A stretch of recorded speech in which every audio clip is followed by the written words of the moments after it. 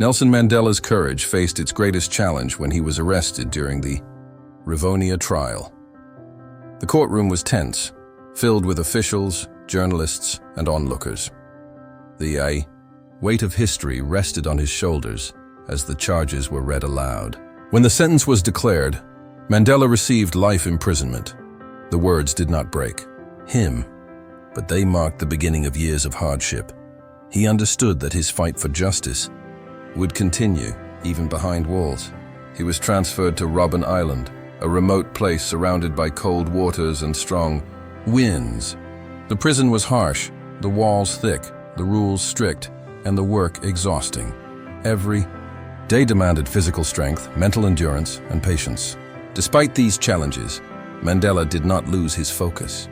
He read books whenever he could, absorbing knowledge from history, politics, and philosophy.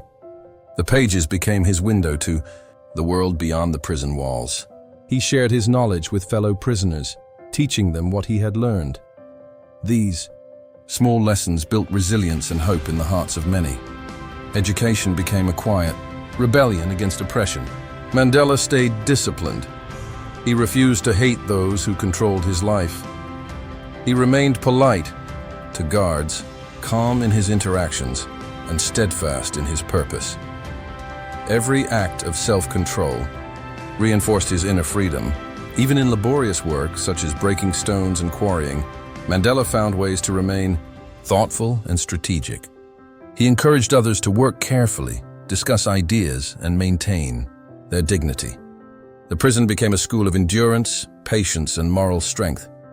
He wrote letters to his family whenever possible, reminding himself of love, connection, and responsibility. These letters carried his hope across the miles, keeping both himself and his loved ones grounded. Mandela reflected often under the open sky of Robben Island. He watched the horizon, feeling the distance between freedom and confinement.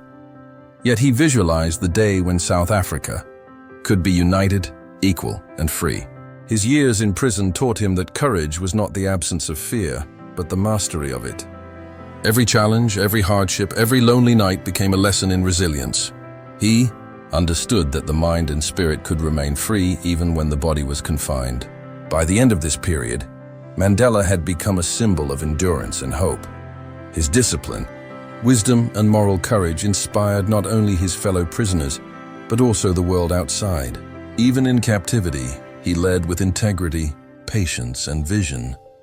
Even in the harsh confinement of Robben Island, Nelson Mandela never allowed despair to take root. Each day became a test of patience, courage, and self-discipline. He wrote letters to his family whenever he could, carefully choosing words that carried hope, love, and reassurance. These letters kept the bond strong and reminded him of the life and people he was fighting for. Mandela studied relentlessly, turning small moments into lessons. He memorized passages from books, debated ideas with fellow prisoners, and practiced law in his mind. His intellect became his shield, his focus, a form of freedom. He maintained strict self-control, even in interactions with prison guards. Politeness, calm, words, and respectful gestures allowed him to navigate daily life without unnecessary conflict.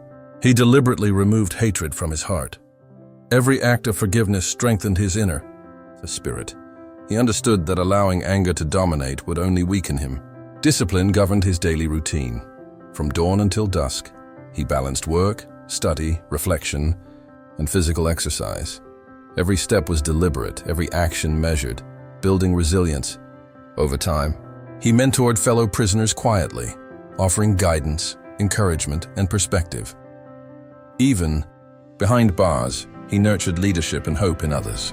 In the prison courtyard, he often walked alone, observing the ocean and sky, reflecting on justice, freedom, and the future of South Africa.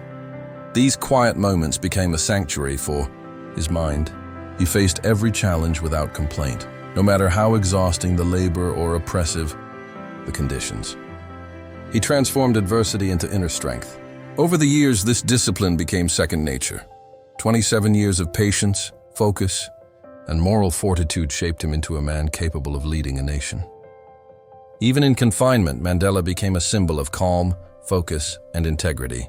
His daily habits and mindset proved that true freedom comes from mastery over oneself, not the absence of obstacles. By the end of this period, his life demonstrated that courage is measured not by fearlessness, but by perseverance, patience, and the ability to stay true to one's values under any circumstances.